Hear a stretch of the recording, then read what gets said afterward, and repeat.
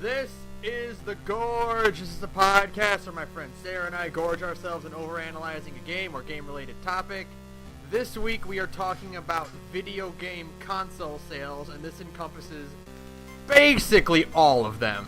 And a funny story, I guess, to kind of get this all fired off, is that this is the conversation topic that birthed the Gorge, as you will. We were just one night talking about just console sales in general, and we realized we talked about it for 2 hours. And it was 2 o'clock in the morning, and I was like, why don't we just do a podcast about this shit? If we can talk that easily about fucking sales numbers, then why not start a fucking, podcast? So This is the conversation topic that birthed the Gorge, and it is surprisingly fascinating. Oh yeah, no, it's really cool. Yeah, because you would think it's oh, we're talking about sales, push your glasses up your face, you fucking nerd. I love numbers, that kind of shit. But no, it's actually all the little factors behind video game sales or video game console sales are super, super interesting, right? Yeah, there's a lot that goes into why each console was a huge success or why it was a failure, or whether it's a product of the times or the feature that it came with or whatever. There's a ton to parse about each one. Yeah, it's kind of there's a lot to unpack and just kind of realize, why this happened or why that happened or why, the PS2 killed the Dreamcast or why the Wii was such a huge hit, and trying to figure out how exactly that happened is really, really interesting to me. And I try to tell other people this who aren't really into video games, and they're they just don't, they stare at me like I'm speaking Greek, and I'm like, no, you don't understand, it's fascinating!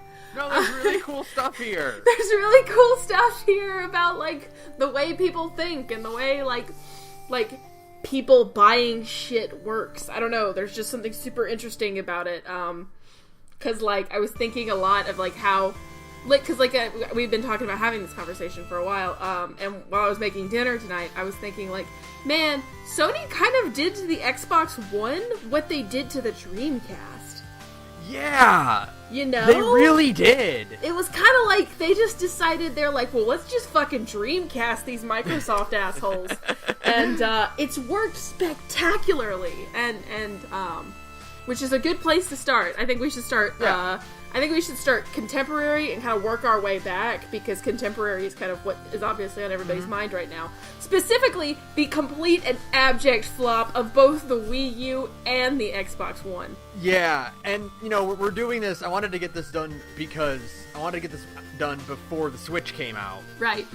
Because, that's going to be a very interesting launch date, and I wanted to get my predictions out before that, but we can focus mostly on the current stuff right now, and how the PS4 is absolutely dominating both of them right now. Oh, it's destroyed this console. It's a huge reversal of fortunes for Sony.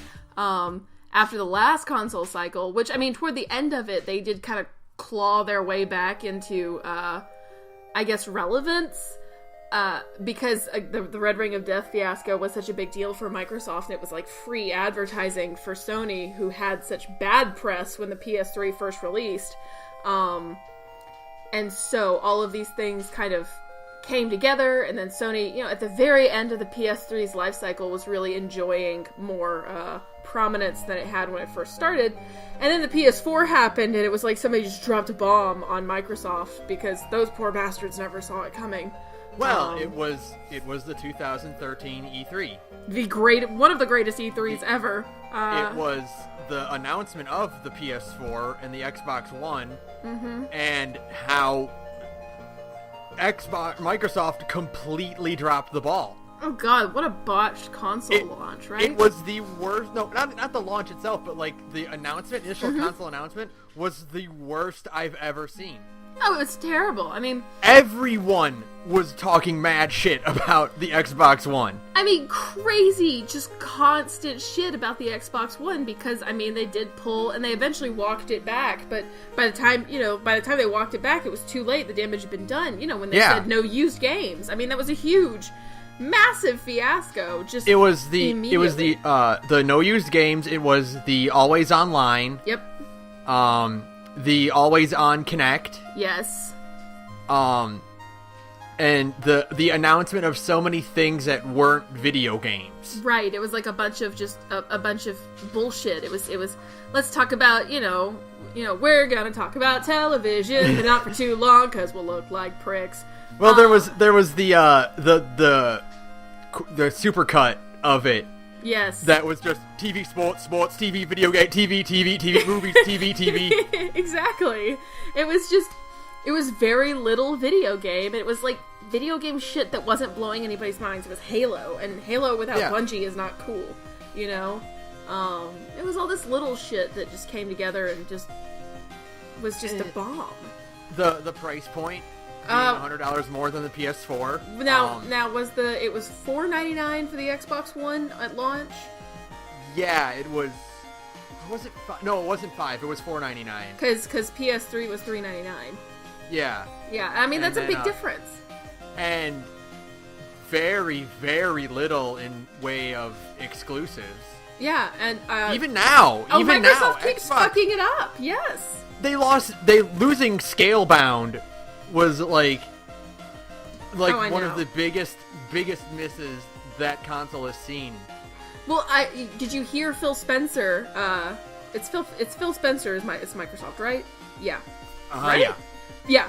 Phil Spencer went to Japan like a week ago to try and win over Japanese game developers, and it's like, you just fucked over one of the biggest Japanese game devs of like the last 10 years, and you really think any Japanese game dev is going to work with your shitty console now? No! I mean, for one thing, Microsoft has never, ever done well in Japan. Oh god, right?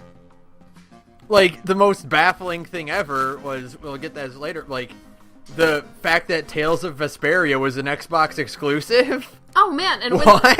No, really? The absolute rage in Japan when they actually did announce Tales of Vesperia PS3, because a lot of Japanese gamers had bought the system just for the Xbox, and then they eventually announced the PS3 version anyways. I mean, there were pictures of, because how Japanese game fans can be. I mean, American game fans can be that way too. They were like burning their consoles and shit because it's like, you basically gave us the unfinished version of Tales of Vesperia for the 360. And then re-released it for the fucking PS3 anyways, Yeah, exactly. And it's like, so Phil Spencer goes to fucking Japan a week ago, 2 weeks ago, whatever, and it's like, okay, so I did a little bit of research about fucking Scalebound, because it looked awesome. And, like, Kamiya apparently tweeted, what the fuck are these Microsoft people doing? So, like, and, like, Kamiya and Platinum have never had problems getting games out, ever, right? No, like, they have never. really short dev times. Like, we're talking 2 to 3 years, usually.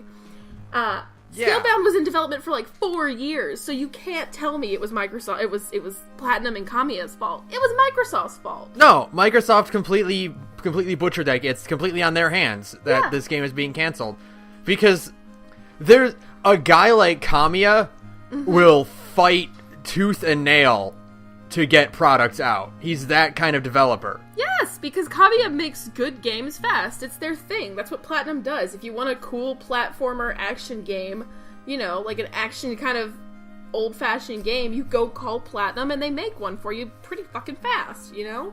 That's what they do. And for Scalebound to take as long as it did and never come out, I mean, we all know Microsoft micromanaged that game to death, is basically what happened. I wouldn't be surprised if they tried to shoehorn in multiplayer, which is just so not a Japanese thing, Yeah. Like, I wouldn't be because again, they did the same fucking thing to Lionhead Studios, and that's why Fable fucked up, is because fucking Microsoft destroyed it, because they wanted to shoehorn in multiplayer. And so fucking Fable Legends never saw the light of day, even though it was pretty far along. And the same thing goes for Scalebound. Meanwhile, they put out Halo Wars 2, a game nobody gives a shit about, like... while the iron is ice cold. Oh, like... You're putting out Halo... When did Halo Wars 1 come out? Oh, God, like, when I was... 2006? Like, 2007. Like, I was in high school or something like that. Or, like, early college. And did anyone care about Halo Wars? No! Halo Wars was awful. It was, like, baby's first RTS, because it was meant to be played with a controller, so you could never get too, like, crazy with it, the way you can with StarCraft and shit. Have you ever played StarCraft 64? No. That is the poster child of why you can't do an RTS on a console. It's such a stupid idea. It's such a stupid idea. What are you doing? What, and you're making a second one? You cancel Scalebound, which is like your one truly unique exclusive, in favor of Halo Wars 2? And they announced both these things in the same fucking breath? Oh my god. Oh my god. Meanwhile, Sony's over here just like shaking their dicks with, like, you know, they got Final Fantasy VII Remake, maybe. They've got fucking Uncharted just tearing shit up. They've got all kinds of things. Zero Dawn Horizon. That's exclusive? Horizon Zero Dawn's, I think it's PS4 and maybe PC, but I don't think it's coming out for Xbox. Everything's on PC. Yeah. They have everything. It's crazy. Like, I'm pretty sure Kingdom Hearts got canceled for Xbox One. That wouldn't surprise me at all. Yeah, that's not coming out. Yeah, they have the full backing of. They're gonna have Last of Us 2 when that comes out. You know, like the exclusive list for Sony is just so powerful. That there's really like, literally the only reason anyone would ever want to get an Xbox One right now is if you just really, really, really want mods on a console for Fallout 4 and Skyrim. But then why not just get a PC? Yeah, exactly. If you're gonna drop the $200 and something, why not just drop another $100 on a halfway decent PC that can run Fallout 4 and Skyrim? Because, I mean, you could spend $300 on just the box, you know, just on the console itself, and hook it up to your fucking TV and play, you know, PC games like an Xbox, you know? Like, it's not hard. So, just to clarify, and this is on Wikipedia, so it's not going to be exact numbers. And they do have a note here about it. The Xbox One has sold over 10 million units as of 2014. Oh my god. In comparison, and I'm sure that number has gone up. Yeah. In comparison, the Sega Game Gear has sold 10.62 million units in its lifetime. Wow. So that's where it's up against. Wow. Let me actually see if I can pull up a full... Like current? Let's see. Yeah. Current Xbox One. Get that sweet, sweet Google action on this podcast. Sales. No, this is just contemporary sales. Where is just total? Let's see. Now... Total sales. Oh, okay. I'm seeing 26 million. Okay, well, for January 18th, 2017. Okay, that's a significant step up then. Yeah, but how many has the PS4 sold? PS4 is sitting at, according to this article, 53.4 million. At 23 million, it has sold less than the original Xbox, yet sold more than the GameCube. It sold less than the original Xbox? Yeah.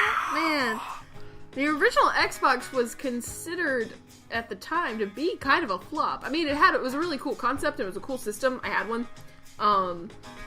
But it didn't sell great, and the Xbox 360 is kind of really where Microsoft, like the Xbox One, the original Xbox, I should say, was like Microsoft kind of dipping their toes into the water, and then the 360 was them going whole hog. And the 360 was a good console, except for that Red Ring bullshit. Yeah.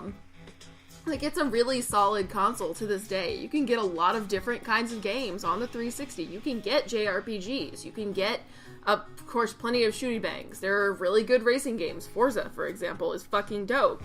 So, like, you know, it's a pretty respectable little console. And then the Xbox One is just, like, nothing in comparison, you know?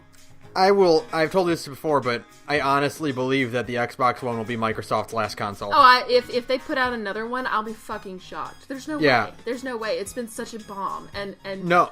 Microsoft is struggling so hard across the board in, like, all of their departments right now, except for, like, the fucking Office series, you know? Not just the number of exclusives they've lost out of the few that they even had to say, either the games get canceled or they go multi-plat. Mm-hmm.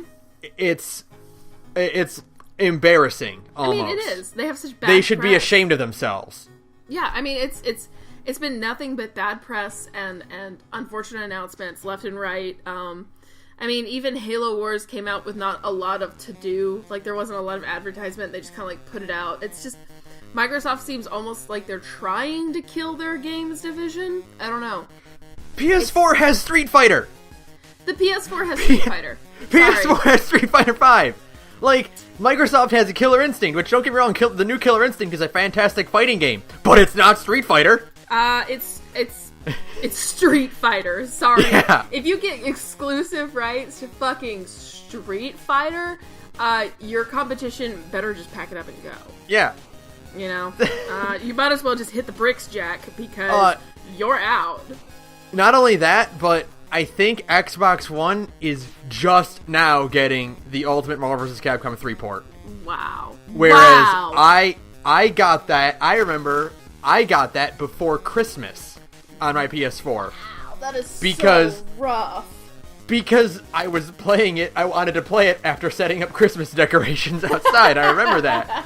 I'm like, oh boy, I get to go play some Ultimate Marvel again. And God. I think I think it got released last week. And the crazy thing too is, you know, they've been talking about like how Crackdown 3 is like Microsoft's next thing, but it's kind of MIA. Like, it's been in development for years now, and like nobody really knows what's going on with it anymore. So, I mean, I wouldn't be surprised if Crackdown 3 got canceled. And if Crackdown 3 gets canceled, you literally should just stick a fork in the Xbox One. You know? Yeah. They also had, what was it? I think it was like Diamond Dust or something. Yeah. They had that weird game we saw I think 2 E3s ago. That's like a port of an old Xbox classic game. Or like a remake of it. Oh, and Cuphead keeps getting pushed back. Oh yeah, and Cuphead keeps getting delayed over and over again too. But like, all of their exclusives are just, it's like a curse that they're all just suffering like this. I mean, I literally think Microsoft is apparently, I know that Cuphead is apparently suffering from feature creep, where it was supposed to be originally just a boss rush, and now it's getting full levels. Like, oh boy. I know. And I wouldn't be surprised if the feature creep is something Microsoft was mandating. Yeah. And so they're just kind of mandating these games to death. It's again, I think Eurogamer is the one who wrote it. Eurogamer wrote a big, long write-up about how basically Microsoft was responsible for the death of Lionhead Studios. And if you have a spare I think this is the third time I've mentioned this article on this podcast, but it's so fucking good. If you have a spare 3 hours, go read the article about the death of Lionhead and how Microsoft basically micromanaged an entire very well-performing company to death. Because Fable 2, for all its flaws, did sell really well, and Microsoft basically destroyed it and the system. It's crazy to me. It's insane to me. Yeah. How you can go from being, on top of the world, because other than the Wii, which was a different beast altogether, it was barely, it was a video game console, but not in the traditional sense, you know? Mm-hmm. So, like, last gen, Microsoft was, like, King Dick of Shit Mountain, and they just fucked it up that hard. It is mind-blowing, you know? And now, speaking of the Wii, oh boy, we should mention that. Oh boy. Oh Nintendo. Oh, Nintendo. Hold on. I'm trying to see if I can pull up the exact numbers for the Wii U. Oh boy. Let's see. Sales. Here we go. Oh god. Life to date, it has sold as of December 31st, 2016. Oh boy. 13.56 million. Wow. That is rough. How much did the Wii sell? Now, according to this article, the Wii itself sold 101.63 million units. Wow, that is like a 90% decrease in sales over the life of two systems. Wow. And it's really easy to say why. Nothing came out for it. Because the Wii U kind of sucks. No, I'm looking at my shelf right now. Yeah. I've got Mario Kart. I got Smash. I got The Wonderful 101. I got New Super Mario Brothers. I've got Mario 3D World. Mm-hmm. There's really nothing else. Bayo 2, but you know. Yeah. Why is Bayo 2 on fucking the Wii U? I'm so bitter about that. Because Kamiya wanted it that way. Oh, Kamiya, why? You're killing me here, man. Like, I love Bayonetta. I'm not good at Bayonetta, but I love Bayonetta. Like, of all the fucking games to be on the Wii U exclusively, Bayo 2? I think he wanted Bayo to be in Smash really bad. I don't blame him, because it was hilarious when she was. I mean, like, I get it. I really do, Kamiya, but please, release it on the Switch, because I don't know if I'm going to buy a Switch or not. I'm still on the fence about the Switch. But yeah, like, it's just like, they didn't release anything groundbreaking. They forgot to put out fucking games for their fucking game console. It's like, and I think the Switch is going to be a huge revival over that. Yeah. Because I think the Wii U was a very harsh lesson for them. Well, yeah, for one, they named it the same fucking thing, and nobody kind of really knew what the Wii... I mean, like, when they announced it, nobody knew what it was. Yeah, no one knew what the Wii U was because they just thought it was an add-on for the Wii. Yeah. And Nintendo made no effort to really... dispel that? To dissuade that. And so no one bought it, and then nothing came out for it. Nothing really big came out for it. It has in the era where multiplayer online games were taking over, the only thing Nintendo put out that to compete with that was Mario Kart 8 and Splatoon. Yeah, and that's wow. That's kind of it. I mean, that's just so boggling to me that you put out a whole system. They were too busy rolling in all the money they printed from the Wii and the DS. Yeah. Oh my god. Because, I mean, they were rolling in it last console cycle. Holy shit. Yeah. Just, you know, there's that one GIF that's just, you know, Reggie and Miyamoto going, "It prints money!" Yeah.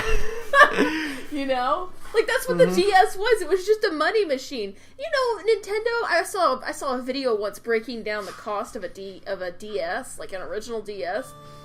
It probably cost Nintendo anywhere from $20 to $40 to produce a system. Wow. No! That's so much profit. It prints money! It's crazy to me. I mean, and the touchscreen was one of the most expensive parts when it first came out. And then the cost of that eventually went down with the, you know, prominence of, you know, touchscreen phones and stuff. Yeah. Crazy. Well, Nintendo put all of their effort into the 3DS, and the Wii U got nothing. It didn't have... Zelda! Yeah, it didn't have a current Zelda. It got 2 remakes. And it got the Wind Waker and the Twilight Princess. At the end of its life. Yeah, and the Breath of the Wild is coming out for the Switch anyway. The Switch premiere is where Breath of the Wild is going to be. Yeah. And like it did have a good Mario, but it didn't have a Metroid. It had a very bad Star Fox. I don't think Nintendo knows they have Metroid anymore, honestly. Metroid is a very Western focused thing. Yeah. Like, Metroid really only sells well in the West, so Nintendo does not put it as their highest priority. That's such bullshit, because Metroid Prime 1 and 2 are so fucking good. Yeah, they're really God, good. they're so fucking good! I guess also that fucking Ninja Theory game was just a fucking abortion that, we kind of want to pretend Metroid doesn't exist for another 5 years just to watch the taste of it out of our mouth. Yeah. Ugh. I would rather they take their time and put out a really good Metroid than try to recover as quickly as possible. Oh my god, no lie. Still. But nothing on the fucking Wii U. Yeah. No big announcements for it. Nothing like groundbreaking. There were a lot of games, like good games on it, but nothing that was just like, oh, you gotta get a Wii U to play this. I know, and because again, I mean, like Bayonetta 2 is not enough. As much as I love Kamiya, it's just not enough to sell me on an entire system full of otherwise games that I personally don't really care about. Yeah. I'm not a Mario person, and since there is no Zelda for the Wii U, I was not gonna buy one. So, to me, and to a lot of people, the Wii U was just why would I spend the money on that? That is exactly. There was no reason to really get one, And it had its gimmick wasn't something that would sell to moms the way that the Wii did, Yeah, exactly. The tablet controller was not it feels like the Switch is what they wanted the Wii U to be. Yeah. And either the technology wasn't there, or investors weren't interested in it, or third-party developers weren't interested in developing for it. But everything I've seen about the Switch's tablet and about how it controls really feels like this is what when they first pitched the Wii U to the rest of Nintendo's board, they were like, the Switch is what that pitch was. Yeah, for sure. And it's I don't know. I'm really kind of still apprehensive about the Switch. And I still think $300 is too much money.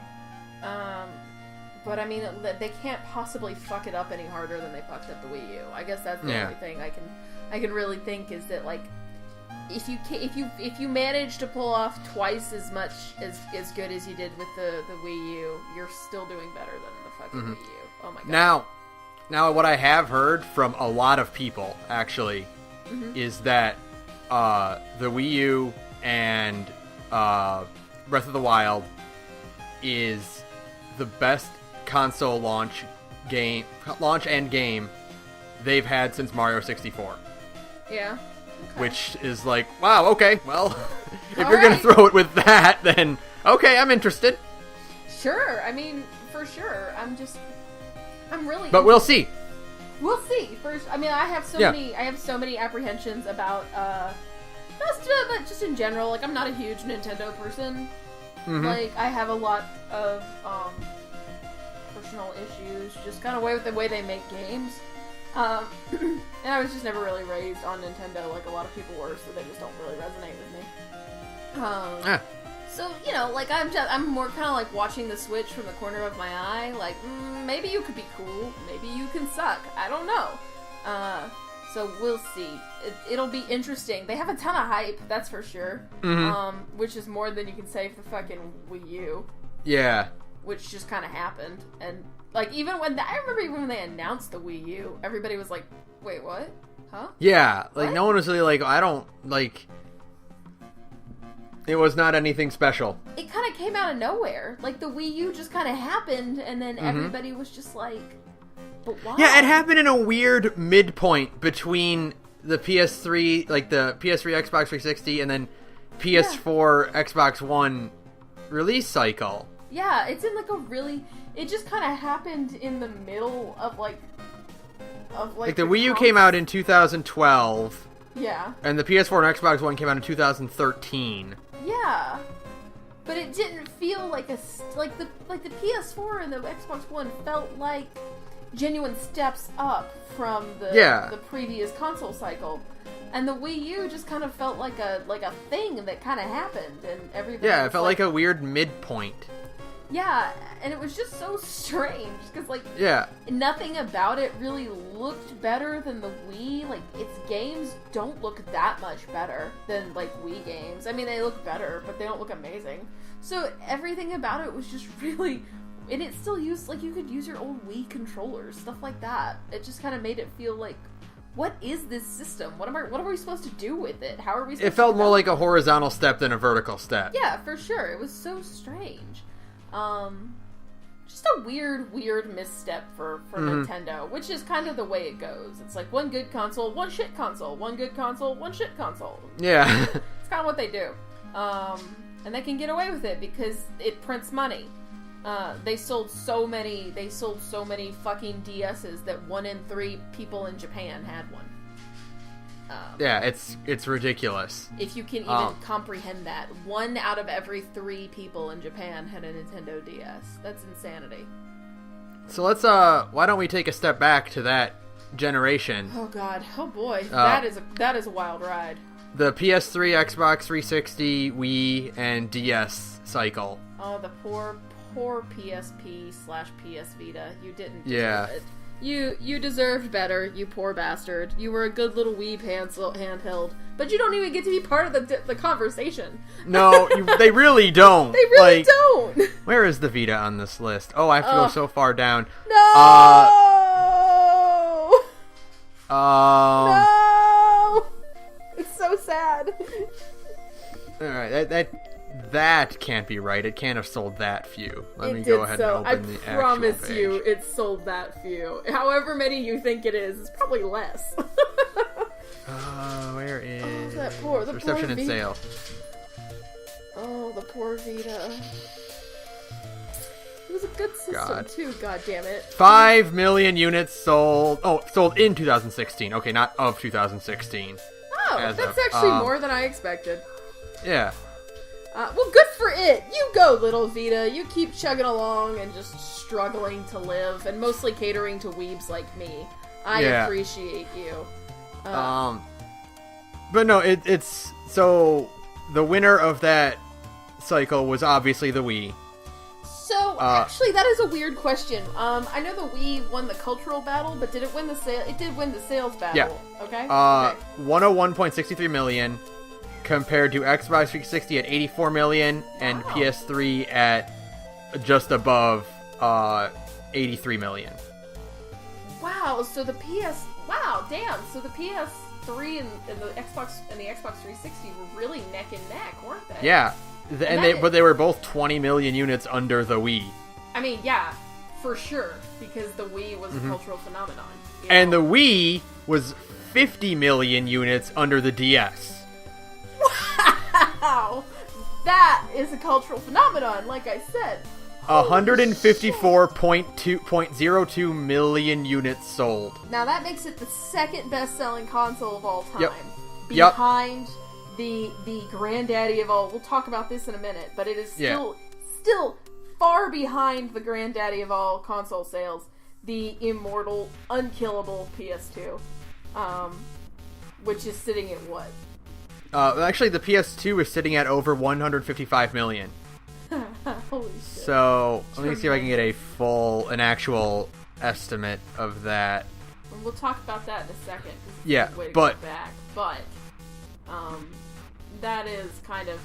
Good God. So the 2 best-selling consoles of all time, or 2 out of the 3, are both Nintendo systems.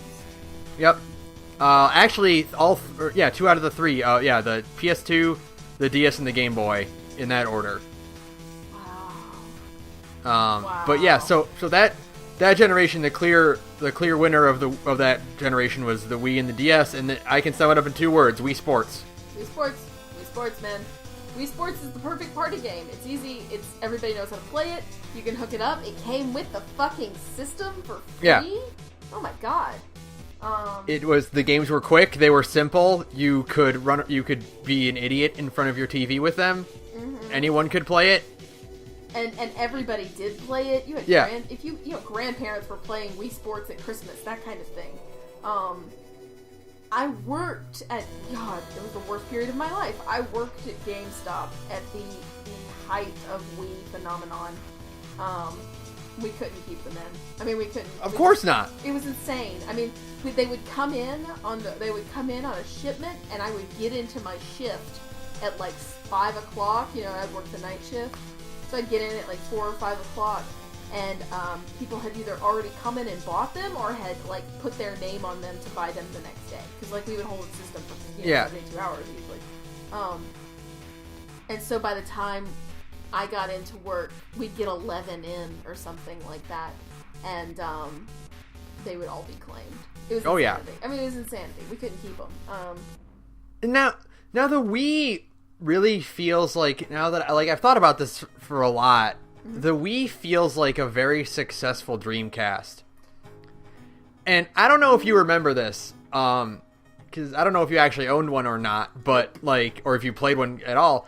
The Dreamcast had a lot of really weird titles. Oh, I had like a Dreamcast, boy. If you remember, like, around that era, like, you had the PS1, you had the N64, and no Xbox, that time. No, not yet.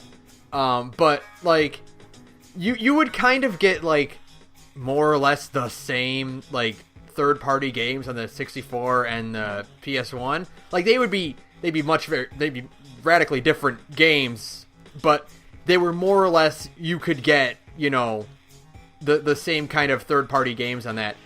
The Dreamcast had a lot of really weird exclusives that were just bizarre.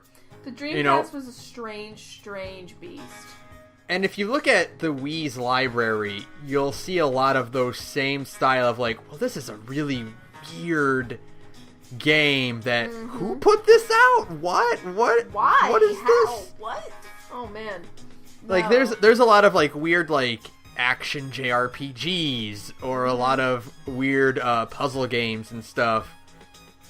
And it's just like, it's very interesting because like you'll find like these really weird kind of jank but charming games, you know? Yeah.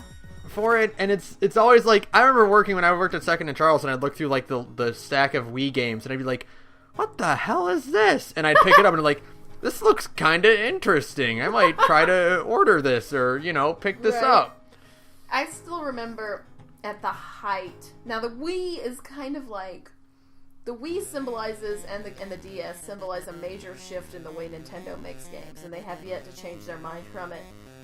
They've just kind of stopped trying to keep up with the AAA development of the PS4 and the Xbox One and the PC. And they've kind of done their own thing, and it works very, very well for them.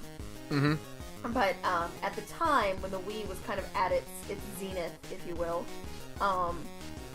that I still remember being on all the game websites, and like people were just waiting for Nintendo to like really embrace the kind of the big kid game side. And so every now and then you get a No More Heroes, you get Mad World, you get something like that where people are like, this is it, this is gonna make people, it's gonna make developers actually make games for like, you know, video game people, not just like your grandma. This is the game that'll make developers do it. It never happened. I always thought that was funny. Just every single time a new game, like a real video, like a video game, in quotation marks, would be announced, people were like, this is it. It was never it. It never happened. But it was never it. It was always the same conversation. I always thought that was really funny to me. Yeah. Like, Nintendo has officially dropped out of the three-headed console market that they were in during the GameCube, Xbox, and PS2 era, and they've never looked back. No, it works really well for them to just kind of have their own strange little niche. Because it means they can just kind of do whatever the fuck they want, because they're Nintendo, unless the Switch also is a massive flop, in which case they'll either drop consoles entirely and go to handhelds, or they'll re-examine their kind of game development strategies. And knowing Nintendo, they'll probably just go straight to handhelds. Just because that's kind of the company they are, I think. But I don't think the Switch is going to be that level of a flop to even worry about. No, absolutely not. No, I don't think so. But, I mean, you know, Donald Trump is president, so anything can happen. Anything can happen, honestly. Last night at the Oscars, they read the wrong Best Picture winner. Yeah. So, fucking anything could happen at this point. So yeah, the point is though, is that the Wii was just such a crazy, crazy phenomenon, you know? Mm-hmm. Like, it was Tickle Me Elmo. Yeah, oh yeah, it was... There's so much to, like... There's something for everyone on the Wii. Mm-hmm. And I think that was also kind of Nintendo's downfall, with the Wii U, was that they didn't realize that they were the Tickle Me Elmo, you know? They thought, we can put out another Wii U and it'll sell. Or we can put out the Wii U, and as long as it has the Wii name on it, it'll sell. But by the time they put out the Wii U, the fad had passed. Yeah, you know? the hype had died down, and that people weren't excited for a new version of that. They just wanted to play the regular Wii. Or they were just gonna let their fucking Wii Fitness board, you know, collect dust under their couch. Yeah. Which is usually what happens with little fad toys like that. They get played with for a little while. And then you hang on to it because you feel weird throwing it out because you were so fucking rabid for it at the time. I mean, that generation was the generation of Rock Band. Yeah, exactly. And so how many apartments were full of plastic crap? Oh god, so many. We stopped, again, from all my horror stories from GameStop, after a while we just stopped taking Guitar Hero guitars. We're like, we don't want your shitty plastic crap anymore. Because that was a flop. Oh boy, there's a story. There's another thing to talk about because oh yeah. Wow. That was a boom and a bust within like 2 years. Yep. Crazy roller coaster of a cycle. Maybe people will be excited for Rock Band 4. No, we're not. No, nobody cares about Rock Band anymore. No, sorry. that candle went out. Well, Rock Band though has managed to kind of create a really interesting little niche for itself. Where it's getting more, we're getting off topic, but whatever, it's kind of console related. It's become more and more geared toward, like, actual music people. There was, like, an actual guitar controller, like a functioning guitar controller. Yeah, there was, it's like, I think it was like Rockmaster or something, where you actually plugged in your guitar, your electric guitar. Yeah. Into the PS3, and you could play, like, chords and actually learn how to play the instrument. Yeah, it was, and, you know, so Rock Band has found its niche, and I think that's why they can still keep going, even though everybody's like, does anybody play Rock Band anymore? It's like, yeah, people actually do. It's a very niche-y market, but it's like JRPGs. JRPGs, unless you're Final Fantasy 15, don't fly off the shelves. So Rock Band has found its niche, and good for it, as long as, you know, we're not getting any more fucking shitty Guitar Hero games. Yeah. I'm fine with that. I don't like Activision, so fuck them. Rock Band is cool, awesome. But yeah, that was a whole console cycle of just Tickle Me Elmo. Yeah, and there really isn't a ton to say unique about the 360 or the PS3. I mean, they were neck and neck. Yeah. Throughout a lot of it, and if it weren't for the horrific launch of the PS3. Like, because people still joke about $599 US.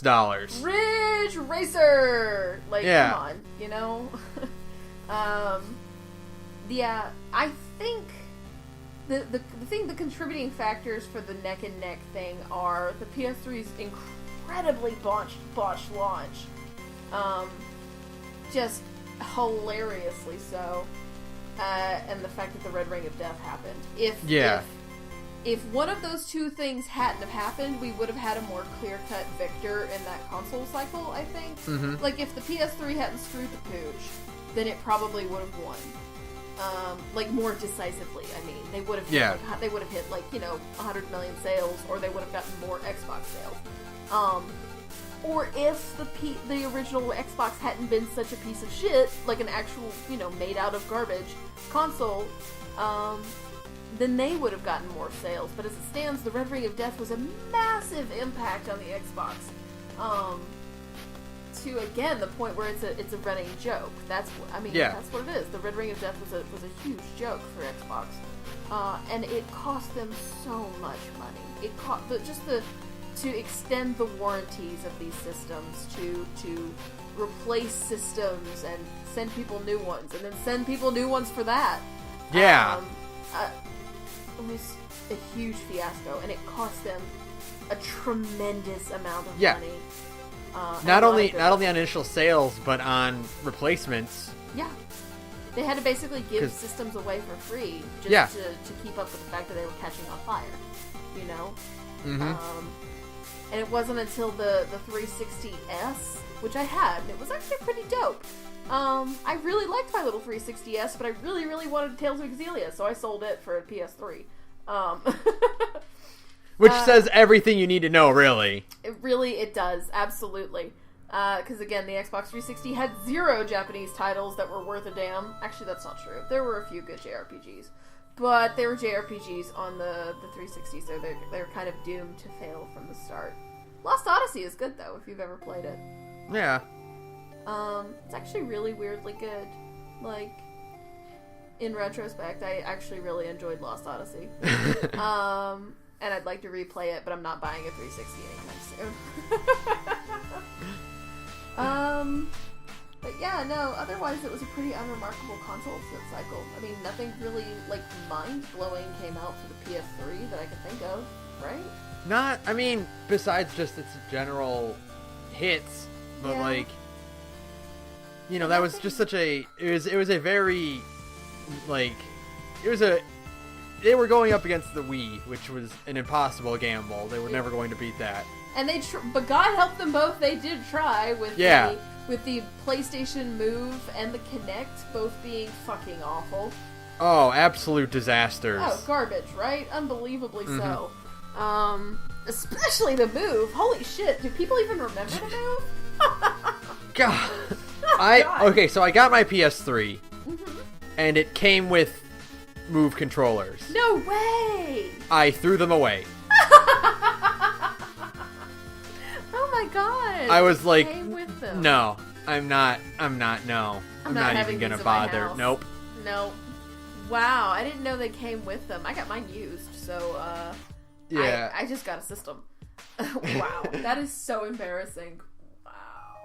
Oh, it was such a failure. There's no way. I always love that one E3 picture of Miyamoto looking at someone playing the Kinect with his arms crossed. Oh my god, right? And he's just frowning. He's like, no. No, you've missed the point. And man, that was a really gimmicky generation, though, because the PS3 also had that camera. Do you remember that? Like, when it first launched, it had a camera, and you could play, like, shitty card games with it and stuff. Yeah, that's right, it did. Yeah, it was such a gimmicky console cycle. Like, you know, between the Wii's motion controls and the Wii Fit and you know, PlayStation's fucking camera and the PlayStation Move and the Kinect. It was just like shitty little gimmick after shitty little gimmick. And then, you know, of course, like we said, Rock Band and Guitar Hero. Yeah. It was the cycle of fucking useless peripherals, I guess, is the real important thing to know about that generation. Yeah. It was a really shitty console generation. Like, it was a very it wasn't like a cultural boom that the other ones were in retrospect, you know? It just kind of happened and everybody just bought it because, like, you needed a video game system. Yeah, you know? it was just the next step up. And like, okay, well that's that then. And I want to play Tales games, so I have a PS3, you know. And I still have my PS3. But yeah, I mean, Jesus. Really. Now if you take a step back... Oh my god, I'm so excited. This is the best console generation of all time. Fight me. Let's talk about the PS2. Let's fucking talk about the PS2, because fight me. Some people will say that the SNES is the best console ever made. I'll kill you all. It's the PS2. The PS2 is the single best console ever made. I'll fight anybody about it. I'll take it outside and I'll kick your ass because the PS2 is so good. Man. Just for the breadth and depth of games available, the number of things you could do with it, the fact that it was a DVD player, the fact that, I mean, and that was the first time a system had ever been more than a system, you know? Yeah. And you know what? It's a really good DVD player. It was a good DVD player. My 50-something-year-old mother has a fucking PS2 still because she wants a DVD player. Like, she has it for that, and so that when we come over, we can tool around on, like, you know, old video games that we have in our house. Like, the scope of games available for the PS2. You want to talk about weird, niche-y fucking titles? Let's talk about the fucking PS2. Katamari Damacy, Mr. Mosquito? That is when the Persona series took off, and in retrospect, that's a niche-ass goddamn title, whereas you play as a Japanese teenager over the course of a year and go to school, and people loved it. Just tremendous. The sheer number of games that came out for the PS2, like, go to any used game store that's actually successful, and you'll see the PS2 wall. It's up until, I mean, I was working at GameStop until 2009, and even in 2009, I mean, our PS2 section was just packed, and people still would come in and buy it. Like, everybody you knew owned a PS2, and it wasn't in the same, like, cultural phenomenon way that the Wii was. It was just a fact of life. Yeah, it was just a really good console that came out. I mean, okay, so in comparison, the PlayStation 2 sold 155 million units worldwide. The only other contemporary that comes close to that at its time was the Game Boy Advance at 81.5 million. Amazing. Beneath that, the Xbox and GameCube were both sitting at 24 million and 21.7 million. Oh my god. Oh my god. Which I didn't really realize how low on the scale Xbox and GameCube were. If you combine the sales of the Game Boy Advance, the GameCube, and the Xbox, you still do not hit the PS2. No, it still is the highest selling console of all time. Because it came at the right time. It killed the Dreamcast. Destroyed the Dreamcast. And it swept in, and it was exactly what kind of the market wanted. It played video games and it played movies, and that's all it did. It's all it needed to do, but the fact that it could play movies made it appealing to parents who would otherwise never buy a game system, even if their kids were like, I really, really want one. But then it's like, oh, it's a DVD player too. That means we can play it. So it was like I said, having a PS2 was not like, oh my god, oh my god, you've got a Wii? No, it's not like that. It was, you have a PS2 because of course you have a PS2. Yeah. Everybody has a PS2. That's what a PS2 was. It was just like a staple. Oh my god, the PS2 is so mind-blowing to me because of its dominance, you know? It was just so persistent. I mean, it everything. refused to die. It was still getting games, new games. Persona 4 came out in 2009. I know. 2009. The PS3 was 3 years old when Persona 4 came out. And it sold really fucking well. Yeah. For a niche JRPG, P4 sold really fucking good because everybody had a goddamn PS2 still.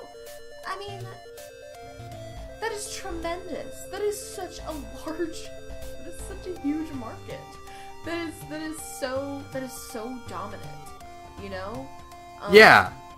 And it lived forever. And it didn't have the problems that modern game consoles had, as in, it always fucking worked, you know? Mm-hmm. My PS2's disk drive doesn't open I don't have a slim, I have the old fat one. Its disk drive, I can't even open unless I use a butter knife. But it still works.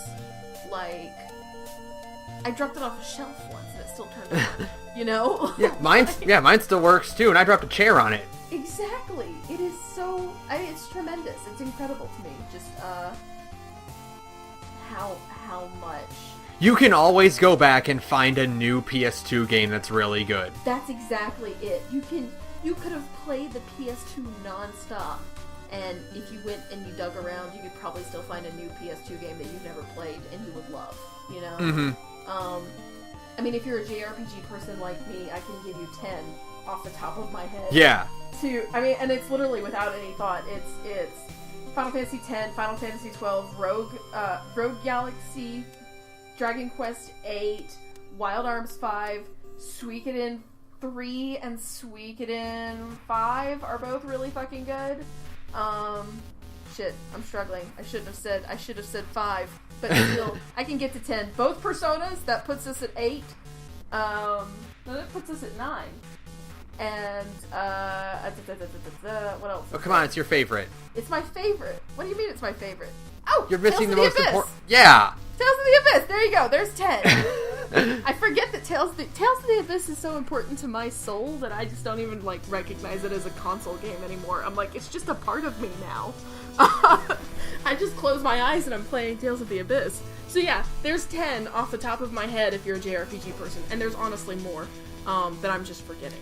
Grandia 3 is good, and it's on the PS2. Yeah, it's just there's so many out there. Amazing. It absolutely deserves to be the best. Like there's, it totally does. Like, and they timed it so perfectly too. They destroyed the Dreamcast. I think the story of Sony killing the Dreamcast, and I loved my Dreamcast, so I feel it's kind of masochistic, but there is just something so brutal about the way Sony just swept in and just axed the Dreamcast, you know? Because it had better games and it was cheaper, and they came in, they announced it. I think they announced it just like right before the Dreamcast, and the Dreamcast came out first, but Sony didn't it? I think Sony. The Dreamcast came out in '98, so yeah, 2 years earlier. But it just, you know, they announced it, and it was cheaper than the Dreamcast, and it had a larger library, and it was riding high off of the hype from the PS1. Well, meanwhile, what was before the Dreamcast? The Sega CD? The Sega Saturn? The Saturn, I think. Fucking 94 for the Saturn. Fuck the Saturn, man. And yeah, that's. Ugh. Yeah, that was that. God, the Dreamcast though is such a weird console, man. Weird little creature, isn't it? It's like a little goblin system. Like I said before, it's got so many like weird niche titles that don't make any sense and are so. It had Shenmue. It had Seaman. Echo the Dolphin.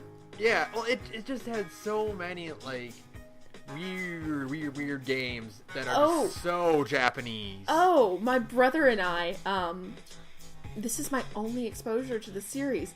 We had the Berserk, you know, like the manga?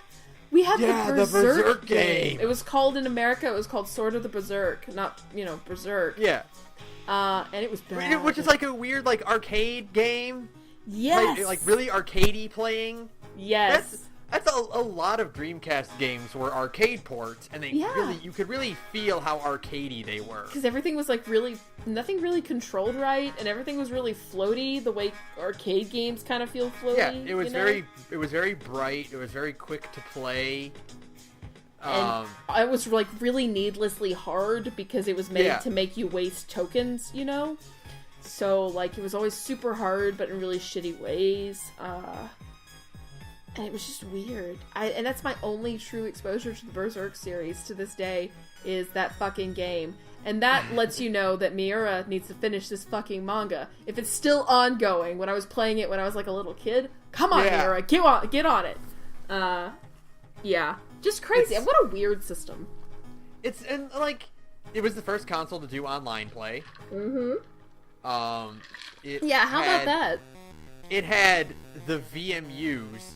Oh, which are weird. The strangest thing, your controller, you put your memory sticks in the controller.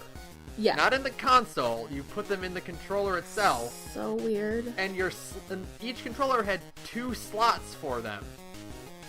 Oh, yeah. So you could stack up to 8 VMUs in your console. And then they had little games you could play on them if you took them out. And they had like a little screen? Yeah, it was so odd. It was like it felt like a weird fever dream. Like, did the Dreamcast really happen? Like, I wouldn't believe that it did happen, except that I can look over on my shelf and see it. Right? Like, I had one. But it was such a strange system. It was so... Everything about it was really weird. But it had really good games, too. It had Jet Grind Radio. Yeah, it had Crazy Taxi. It had Sonic Adventure 2. It had Power Stone. It had Shenmue. 3. Shenmue.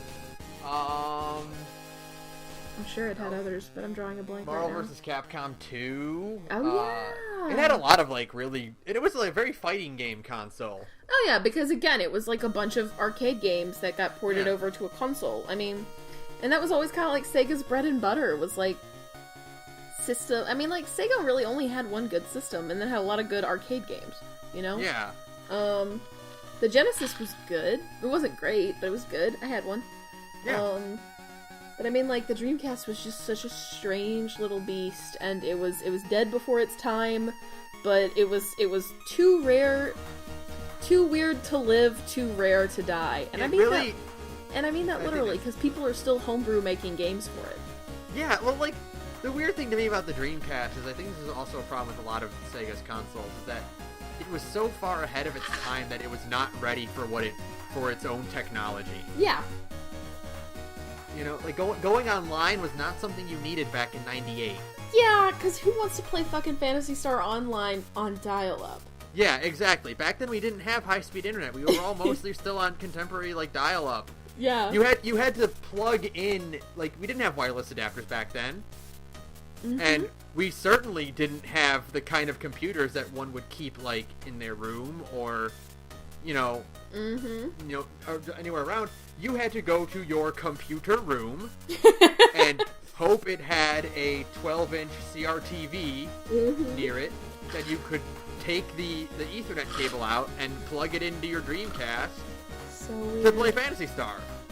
Such a strange. It was such a, like, a weird little experimental console, you know? Yeah. And I wish it would have done better, because, like, it had a lot of heart. It did. And it still has my absolute favorite startup to any console ever. I fucking love the Dreamcast startup. No, the best startup sound is the PS1 ever. That one's really good, but I love the Dreamcast startup. I know, but I guess because it's such nostalgia is associated with those sounds, because, like, oh boy, me and that PS1 were glued at the hip. You couldn't take the PS1 away from me. I didn't even own a PS1, and I still know that startup sound so well. It still feels nostalgic. It's such a good sound. You hear the sound, and it just immediately triggers, like, these very vivid memories of playing video games, like on a summer day, you know. Staying up all night playing Final Fantasy IX, shit like that.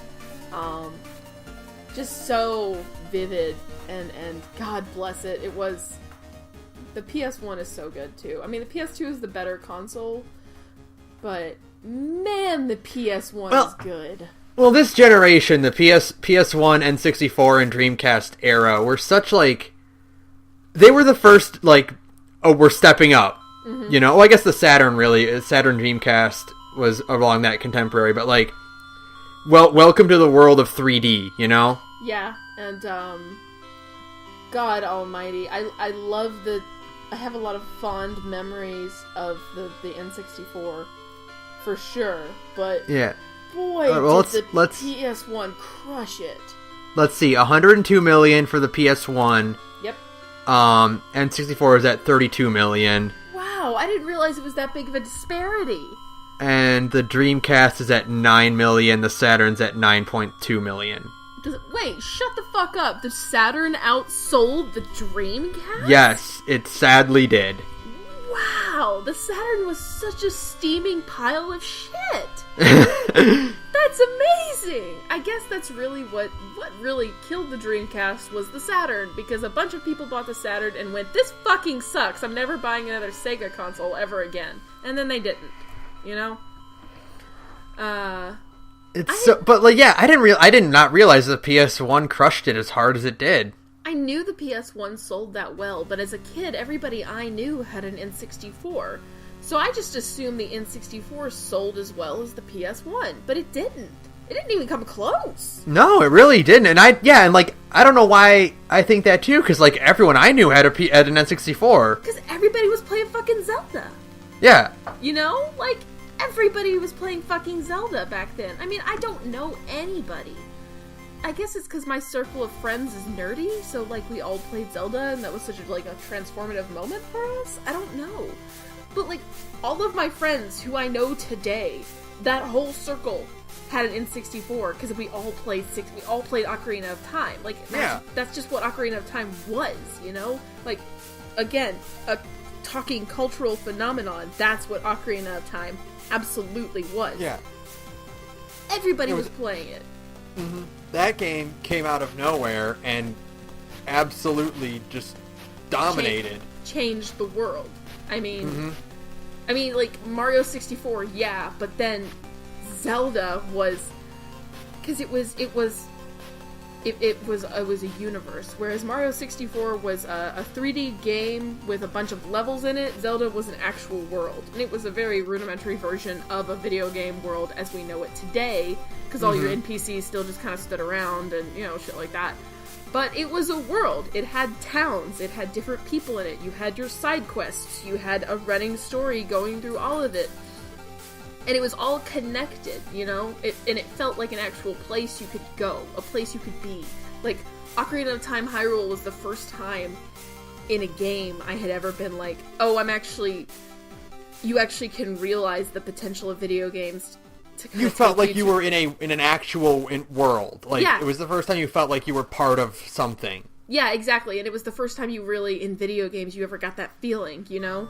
And I had never really gotten that feeling from video games before. And Ocarina of Time was my first major video game, to be fair.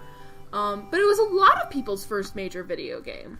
Yeah, it was the first of its kind. And it just, I'm surprised that it didn't sell that well. I really feel like these numbers have to be off because, like... right? No, like... everyone I knew owned an N64 because that's where you got Mario, that's where you got Zelda, that's where you got Star Fox, that's where you got GoldenEye. Sales numbers, okay. Yeah, like... But it does say... Yeah, it says 32.93 million, and like... It's so weird because... And I guess I'm just like a weird circumstance because like seriously, more people I knew owned N64s than they did PS1s. Right. As far as my family and friends were concerned, everyone had an N64, and like I had to actively seek out a PS1 to play. Right. And I guess, I mean, it was the same way with me, but I don't know. I guess it's because we were both. I mean, when I was we were both teenagers, like, you know, tweens to teenagers. We were both in like a higher income bracket of existence. Yeah. And so you could, you know, like, yeah, we were, you know, upper middle class white kids. That's what it was, for sure. And meanwhile, the PS1 was a cheaper console. I know that for a fact that the PS1 was a cheaper console. So more people could get it, and more people could play it, and best-selling game consoles, like. Wow, God. Okay, so I just read this. This game, the PS1 was available for 11 years. Shut the fuck It was up. discontinued in 2005. You know what? Yeah, I believe it, because I remember, again, when the PS2 was just chugging along and selling games and doing well. Game Informer was still reviewing PS1 games because they kept putting them out. That's insane. That's what Sony does best. They will beat a dead fucking horse. Like, they'll squeeze every last drop of blood from that fucking stone, you know? Likewise, the N64 had a lifespan of 1996 to 2003. Yep. See, that's just... So when did the PS1 come out? What year? 1994. And it was 11 years. So it had 3 to 4 years more than the N64 did, but still. Yep. But still, that's a pretty substantial little amount of time. Yeah. Let me see. I want to see if I can find how much the PS1 cost when it first came out. Best-selling game consoles. This is not good radio, but that's fine. I can tell you right now, it doesn't list the price on the Wikipedia page. Motherfucker! Oh, well, okay. Let's see. PS1... I know it wasn't a lot. PS1... Nope. One original price. No, god damn it, Google, you're useless. Okay, so the US price when it first came out in 1990, what'd you say, 4? Was $2.99. Wow, really? Game consoles coming out for $2.99. So then the N64 was, let's find out, because I think this would be the make or break. Let's see. Oh no! What was the N64? $199? No. Wow, that's really. I really don't understand where that huge sale discrepancy came from, because it's because N64 games used to cost $70. Oh, that would do it. Yeah. Yeah. Yep. Yeah, and cartridges, man. Cartridges are expensive, and discs were cheap, and Microsoft, not Microsoft. Well, Nintendo was doing what Microsoft was pulling off some Microsoft bullshit back in the N64 era.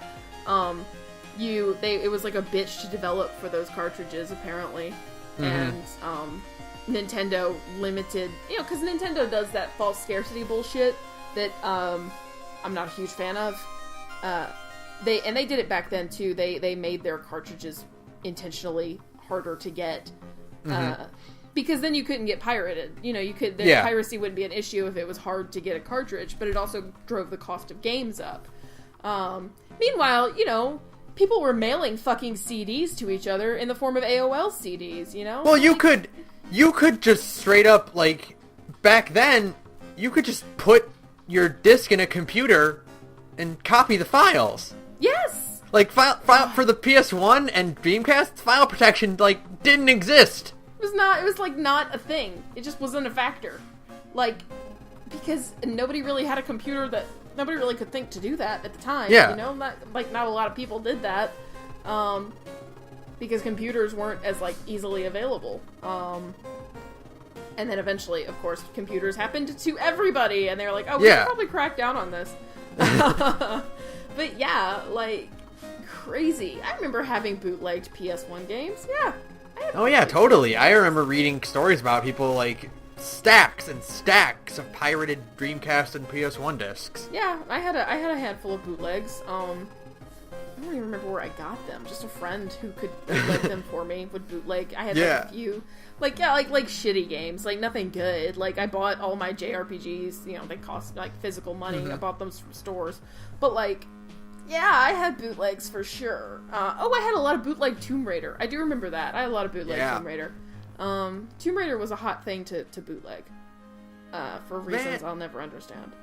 Yeah, but the PS1, the N64, PS1, Dreamcast era was such a... There, to me, there isn't a generation like it. No. And not just in terms of sales, but until personal experience playing those games. Mm-hmm. It was the first major step into an entire new method of making games. Yeah, 3D games are finally a commonplace thing now, and it just opened the door to this. And I love that each console had its own specific style to it. Mm-hmm. PS1 jank is not the same thing as N64 jank. You're so right, though. When you think of PS1 jank, you think of tank controls and jittering textures everywhere. Yes, and block puzzles. Ugh. Yes. And it's so specific that I love seeing it happen. Oh, I know. Where I'm oh, look at this PS1 game. Look at how PS1 it is. It's so PS1, you can spot it from a mile away. Yeah. You can see a screenshot, and you're that's a PS1 game. Whereas N64 was very low poly count, very minimalized textures. Oh, man. And, like, a lot more color, but, like, not as much going on in the way of texturing. Yeah, it was all kind of flat. Like, the whole, like, N64 games were all very flat. And, I mean, even Zelda was a lot of, like, little pixel, like, you know, low poly models, you know, running around. And yeah, man. Oh, man. Gosh. Such a weird time to play video games. Yeah. You know? And then... And that was also the, what was that? That was the Game Boy Color. The Color. In 1998 that was the handheld back then. I had one. Game Boy Color was... But, like, that was also, like... Which is funny, because, like, the Game Gear was doing color. Way before that. The Game Gear came out in 1990. 8 years before the Game Boy Color. But it ate batteries like nobody's business. But just like the Dreamcast, it was way ahead of its time, and no one knew what to do with it. Yeah. Because I mean, you basically, it wasn't a handheld. It was a sit right next to your wall and play it hooked up like that. You know, you couldn't actually take it anywhere with you. It took 6 AAs. It was ridiculous. It was insane. I bought one used like years ago from a neighbor. I don't have it anymore. I wish I still did. I bought it and a Genesis off a neighbor when I was like a kid for $80. It came with a ton of games. And, like, the Game Gear was cool, but I learned really quickly that you couldn't fucking take it anywhere with you because it ate batteries like it was going out of style. If you moved it at all, like, it would just freeze up or crash or anything. I mean, it was useless as a handheld, you know? I mean, it looked amazing. I mean, to, like, play... At the time, to play a handheld that looked that way with colors that bright and screens that bright and just looking so, like, colorful and brilliant, and you're just like, wow, this is, like, a real fucking console in my hand, you know? Like, at the time, that was amazing until you actually played it for more than 20 minutes. Yeah, and then you realized, oh, this is garbage. It's a piece of shit, really. I mean, like, it looks great, but that's kind of all it is, you know? It's useless for what it is supposed to be, which is a thing that lets me play video games in my mom's car on a road trip. And then meanwhile, big and bulky and awkward and... Oh, yeah, tiny, small screen for a whole lot of system, you know what I mean? Yeah. like little tiny screen for a lot of black plastic around it. Just a strange handheld altogether. Cool as an idea. Cool Had Sonic on it. It was pretty cool. Way ahead of its time, and then the Game Boy Color came out and just stomped all over it. And you know, took its lunch money. You know. Yeah. The Game Boy and Game Boy Color combined sold 118.69 million units. The second best-selling console of all time, then. Third. The DS. DS. Fucking DS. Yeah. It's the same story though. You just you make a simple, solid. It's the same story, you know, different generation. Make a simple, solid, easy to play handheld that any idiot can pick up and turn on because, you know, 12-year-olds are stupid. And just if your grandma can play it and if your 6-year-old nephew can play it, you've got a winner. You know? Yep, exactly. It's the same story no matter what. I had one when it first came out, and it was fucking dope because it fit in your back pocket and it was awesome. Yep. There was the game, like the Game Boy and DS they'll always beat the handheld. Whatever competition someone bothers to put out, they'll always win. Yeah, 100%. Yeah. Yep. Because, I mean, like, the same thing. You know, the original Game Boy was this big, bulky monster, sure. But the next version of it, the Game Boy Color, was this little tiny thing that you could just carry around. I mean, okay, this is how ubiquitous and, like, long-standing the fucking Game Boy Advance and the Game Boy Color is. People still buy those things because Pokemon is still a thing. And you can still buy, like, Pokemon Crystal and just carry around a Game Boy in your purse, you know? Exactly. And I know girls who do that. Because it's just, you know, it's not like they really want to play anything else. They just want to tool around in Pokemon for a while. Mm-hmm. I have friends who own old Game Boy Advance SPs just so they can carry it around and play Pokemon whenever they want. Yeah. You know, that's all it needs to do. That's all it needs to really do is be able to play certain games really well. If you could play fucking Mario, you're good. I mean, everybody loves Mario, you know? Just amazing to me. And now, we'll take one more step back. This is just kind of general, like we don't have to go super deep into this, but that's fine.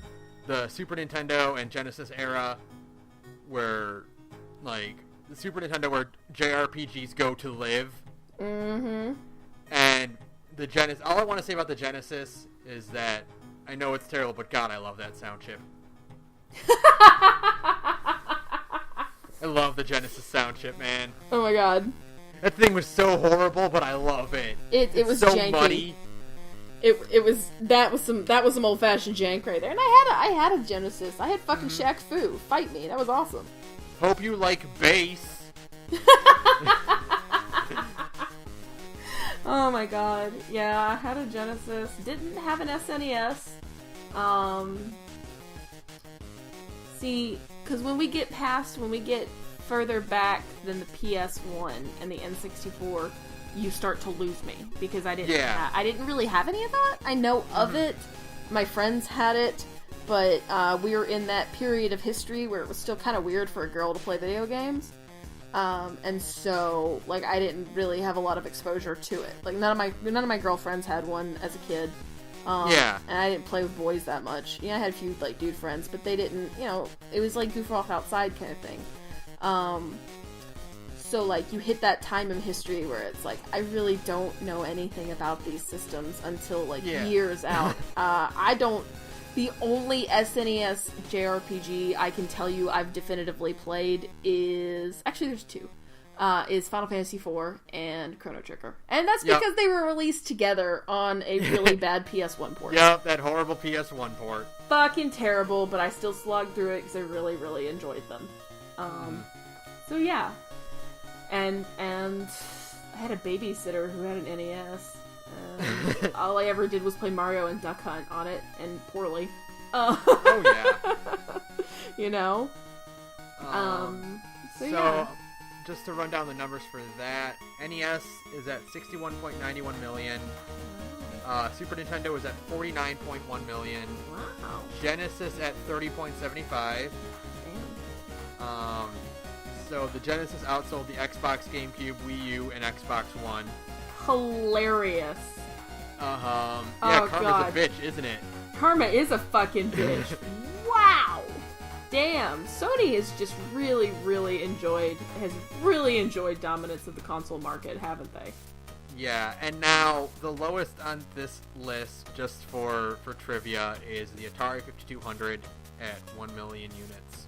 Wow. That came out in 1982. Oh, that's so sad. That's so sad. And now Yeah, go ahead. I know you said you wanted to talk about it. And yes. since we are now at the NES, we can talk about it. Yes. We can talk about how the NES saved the American game market. Yes. So one of my favorite things I love reading about is the console crash of 1983. Mm-hmm. It is one of the most fascinating stories to me, just because of all the working parts that came into it that allowed this to happen. Right? It's incredible. Like, it's amazing. It's such a perfect example of, like, the excitement of getting a new kind of technology. We almost kind of saw a little bit reflection of it with the Wii and the Kinect and Move. Yeah, I was actually. We all want to do the thing. Yeah, I was gonna totally bring that up. I remember when the Wii was at its like peak and it was just churning out shitty games. You know, like really bad games, because there were a lot of really, really terrible games for the Wii too. Because everybody wanted a little bit of that money. So you had all sorts of like Imagine Baby and shit like that. Yeah, exactly. So, and I just remember when that was happening, and it was just like every single game that was coming out for the Wii was bad. Everybody was like, we're on the cusp of another crash here, people. Maybe slow it the fuck down, you know? Yeah, it's just such an incredible story, because, like, for those of you that don't know what happened, in 1983, everyone was like, hey, video games are cool. And when I say everyone, I mean everyone. Mm-hmm. Everyone wanted to put out a console. Not only to make video games, everyone wanted their own console. Oh my god. And That's now these days, it's generally the big three. It's Microsoft, Nintendo, and Sony, and there's no competing with them. Like, that's it. Yeah. Those three are always in charge. Of course. So, in 1983, Atari was the king, and Atari was putting out all the games.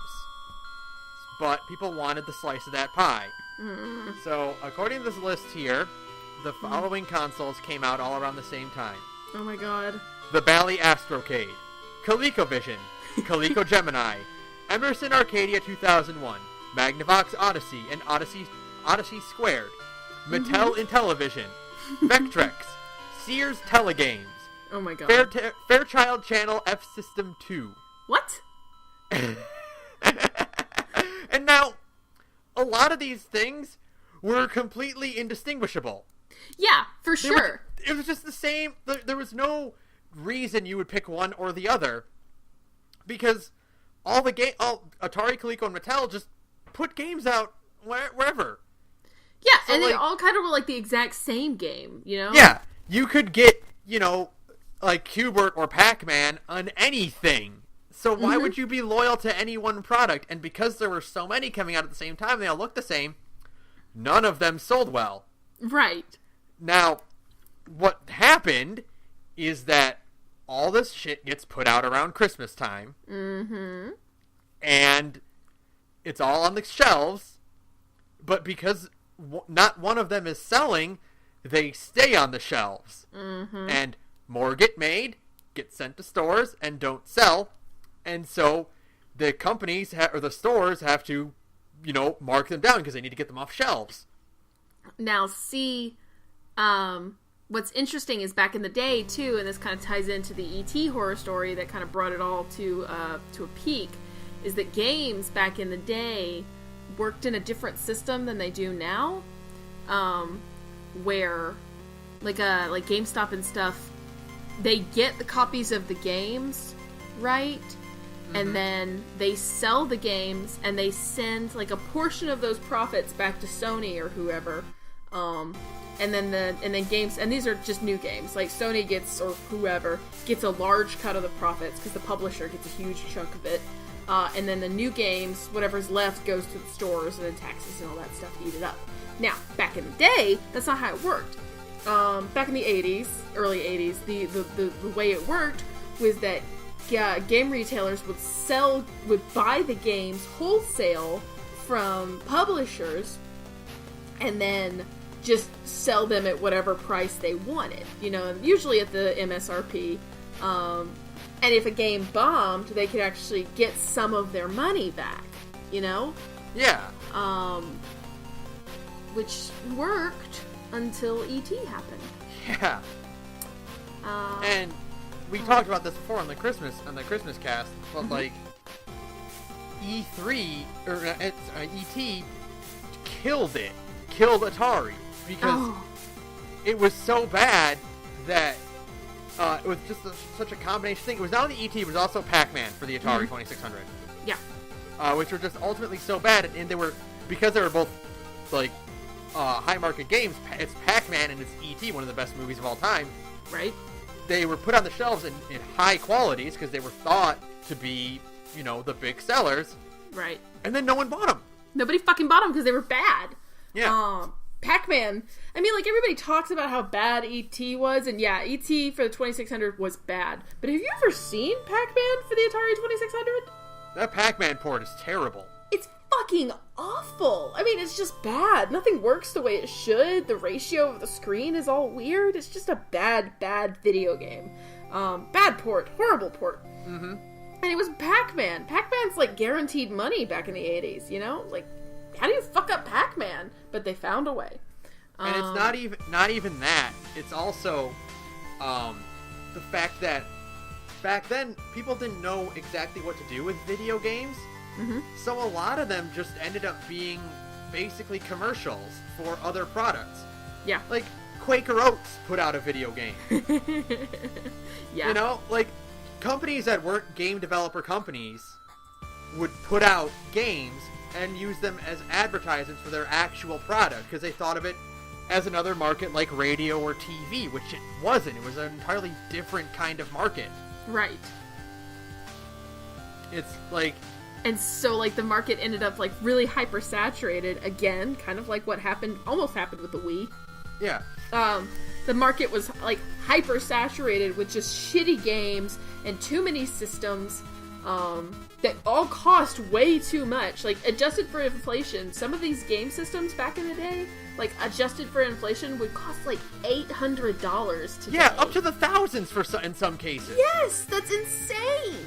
Like, they cost too much, there were too many of them, most of them were shit, there was no reason for you to be loyal to any one brand, and, like, all of the games were just bad. I mean, there just weren't a lot of good games for those old systems, and E.T. and Pac-Man were just the final nail in the coffin.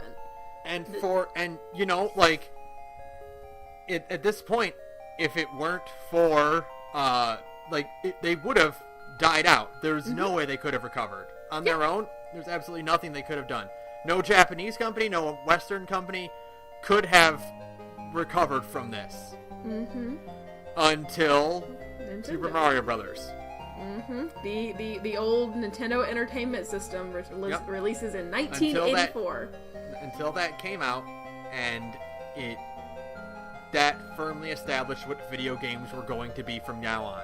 Yeah, I mean, it's amazing to me that yeah, it's such a, and I would have given anything, and I'm sure there are. I want to like find like the documentaries that exist about this. Mm-hmm. G4 did. I mean, back when G4 was a thing, they actually had a pretty not like a long one, but it was a pretty concise little interesting like 30 45 minute episode about the industry crash. If you want something to just look it up on YouTube, because I think it's still there.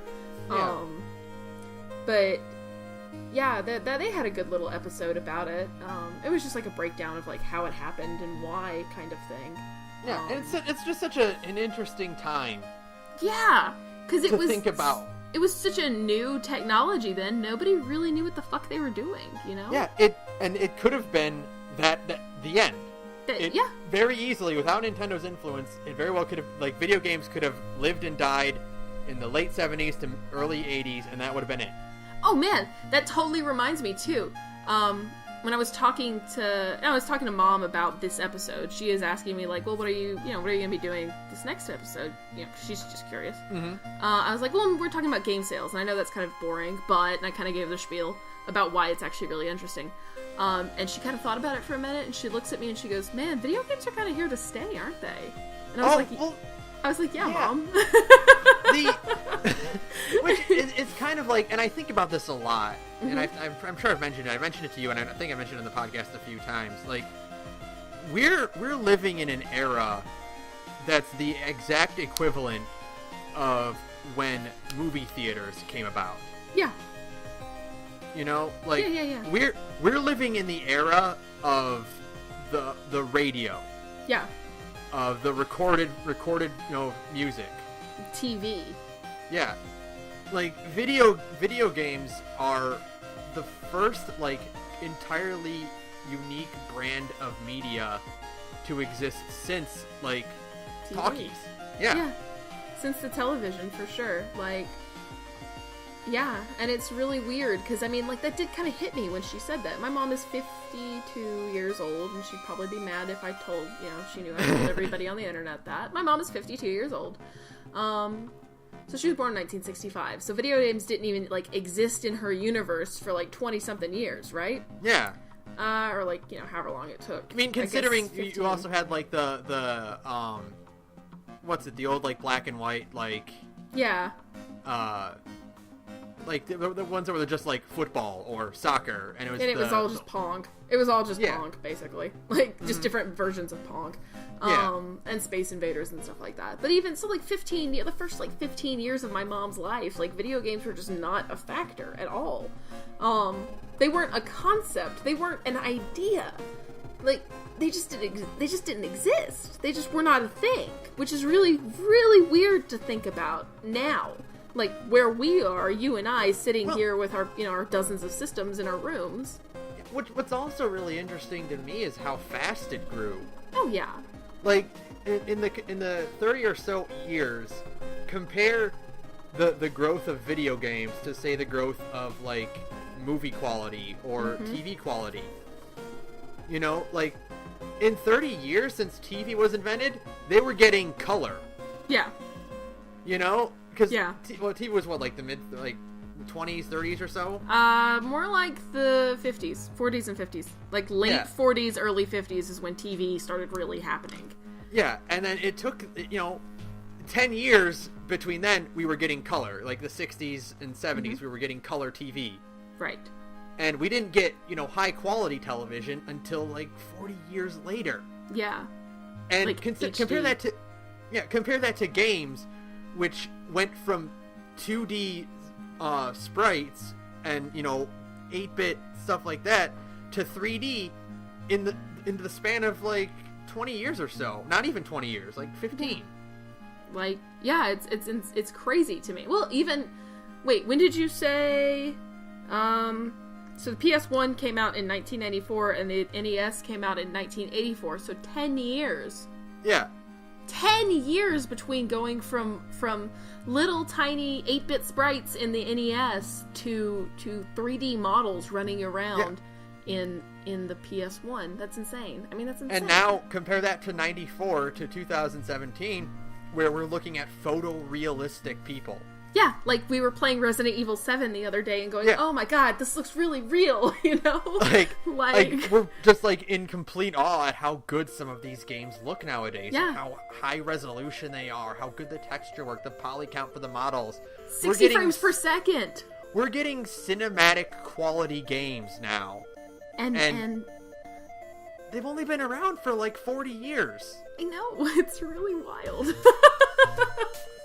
So, like, it's really wild to just think of, the progression and to think, like, yeah, they're kind of here to stay. Like, they're not going anywhere, Yeah, and here's the other thing, like, just to kind of make a final, like, topic to talk about for this, like, how many times have you said during consoles, like, where do they go from here?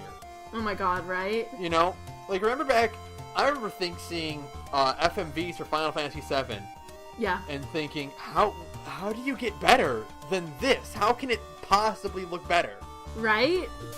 Like, I just remember, like you said, the FMVs for Final Fantasy VIII. Like, those were what really blew my mind. Yeah. Because they just looked, like, so much better than the ones from 7. Just, like, leaps and bounds better than the ones from 7. And now, I remember, like, we were watching TV, like, last year or so, and a commercial for Metal Gear Solid 5 comes out. Mm-hmm. And my mom looks at it, and she's like, is this like a movie? No, it's a video And I'm game. like, well, yes, but no, it's actually a video game. I mean, it's a little bit of a movie because it's Hideo Kojima, but no, it's a video game. Like, yeah, she thought that was Kiefer Sutherland, and I'm like, yeah, no, that's a video game, and like, that's where we are now, and I'm wondering, like, where the hell, when the PS5 comes out, or whatever they decide to call it, I think calling it a 5 would be a bit too much at this point. I don't know. They're kind of, I think 5 would be the last numeral, and then they'll go on to something else. But Unless I mean, they call it like the PSV or something. Yeah, but that actually sounds pretty cool, actually. Yeah. Hey, you should sell that to Sony. What will be like the jaw drop moment of the PS5 when that finally comes out? The next console, like, what'll be the like, oh my god, this is where we are? I don't know. I mean, I really can't even, especially because the PS5 still feels kind of far away. It's like 5 or 6 years away, considering, again, Sony will draw every drop of blood from this stone. I really don't even know what it could be. I mean, I guess just make it look better. But even then, you can only make it look so much better. Yeah. Until you just finally hit photorealism. I guess then we finally get our fucking holodeck. I guess the next step up is projections. Yeah. I guess if they want to really push that VR shit, but I hope not, because I don't know if I can handle that. And VR I really hope VR is a mutation and not an evolution. For sure. Especially because it only works for first-person shooters. Yeah. You know, like there's everything else. There's not a whole lot you can really do with it. Yeah. So it's really more of a fad, I think. Kind of like 3D TVs. Yeah. But, I don't know. I have no idea what could even possibly come next. You know? It's I have no idea. exciting, though. Like, I mean, it's interesting, for sure. I mean, it's very exciting. I wonder if everybody will eventually try to do the Switch thing, where you have a handheld, where you just take it with you everywhere, you know?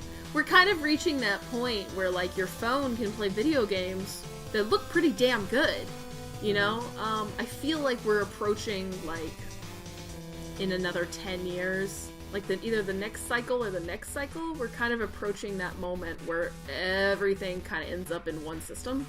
You know what? I wouldn't, considering that Sony is kind of leaning towards, like, unique game control, like, the PS4 has that touchpad. You know?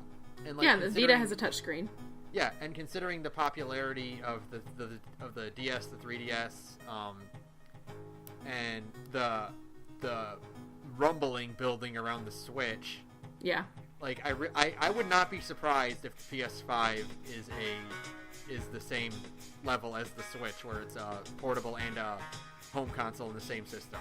Yeah, I really wouldn't be surprised at all, because we're kind of reaching that moment where everything is kind of coming down to a single device, you know. We don't really carry digital cameras anymore, do we? No, because we have phones that are taking, you know, great photos now. Yeah, and we carry, you know, you don't have video cameras anymore for the same reason. You don't need a fucking calculator anymore. You have it in your fucking phone. Yeah. Everything is in your phone now, is the point I'm trying to make. Well, what we're seeing is consoles are kind of like a kind of shift with the times, in that the PS3, Xbox 360, and Wii era their biggest thing was their online play. Right. It was the shift into, you can play with your friends wherever they are. You can start playing games, and this current generation is also a shift towards that. This current gen seems more of a lean toward social media, really. Yeah, there's a much better shift towards social interaction in games. Yeah. And I think the Switch is like a harbinger of what I think is to come, is the return to couch co-op. But with the ability of taking it wherever you want. Right, yeah, for sure. You know, because with the Switch will be a return to couch co-op. Right. But because it's a handheld as well, you can do couch co-op literally wherever.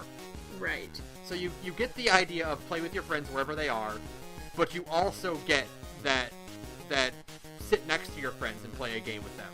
Right, yeah, absolutely.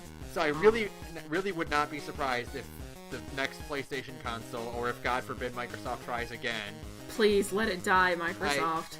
I think it will be a permutation of what the Switch does, and it will be a portable-style console. Yeah, I don't know if they'll do a touchscreen like the Switch does. Yeah. I don't know, touchscreen these days feels almost like a requisite, you know? Yeah, maybe, but I mean, Sony's had the same controller since 1994. You're right. You're not wrong. You're not wrong. Asking Sony to make a new controller is a little bit much. So either what it'll be is, like, the console itself has a small screen in it, and the controllers are, like, attached to it, or, like, that has the wireless receiver within it, that you can just, like, the console itself has a battery life and a screen in it that you can, like, fold out or something. That sounds kind of like what they tried to do with the old PS1, but not really. Yeah. But, like, by that point, we'll have much better technology to hold that battery life. I used to play... You remember the, like, little tiny version of the PS1? Little skinny one? I used to play Final Fantasy VII in a friend's car in high school. Oh, God. Because they had an AC adapter, and we would go out to their car, and we would play... We would, on that little tiny screen, we'd just sit around and play video games in their car on lunch break. because we could. Yeah, so kind of funny that we're kind of going back to that in a way with the Switch. Well, in a way, this is kind of does feel like a regression because what are we doing? We're going back to cartridges. Yeah, we are. I mean, everything is cyclical. I mean, literally, that's all it is. Everything that happened will happen again. And it doesn't matter what it is. It's playing video games with in your car on your lunch break at high school. Now, I guess nothing ever changes. Now that I think about that, I am actually kind of excited to see Sony go to cartridges. Yeah, I mean, Sony could do it better. Yeah, Sony.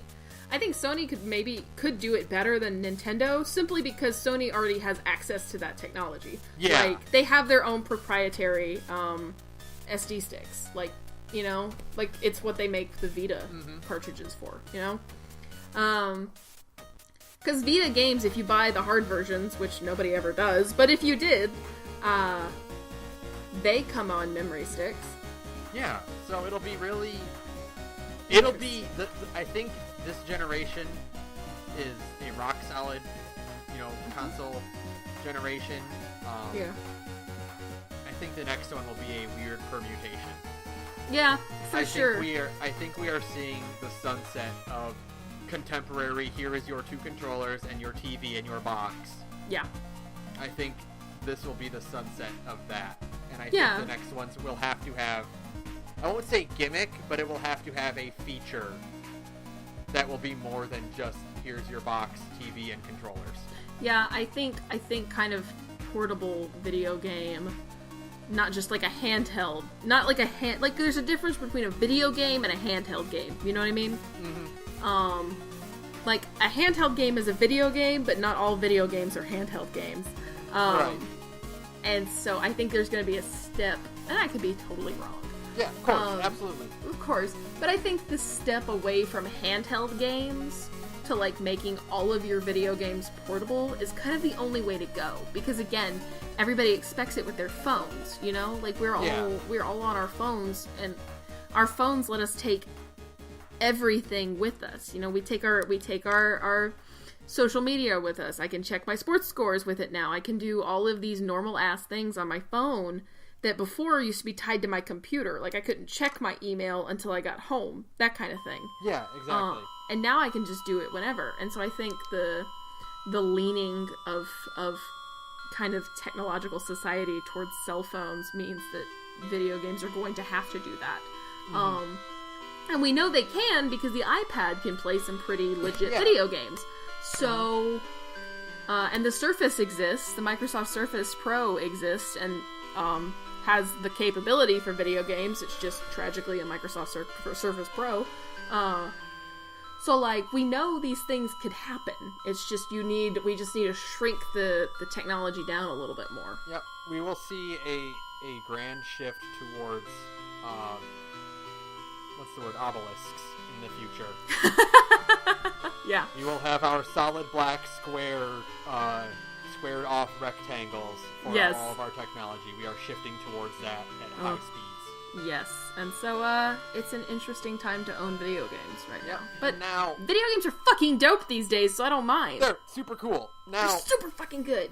One more prediction. I just want to get this out there. Here's what I think is going to happen. Oh boy. I think the Switch's launch will be very slow. Mm-hmm. It will, once the initial buzz wears off and all of them are sold out, the restocking will not be nearly as wild. Switches will sit on shelves for a while.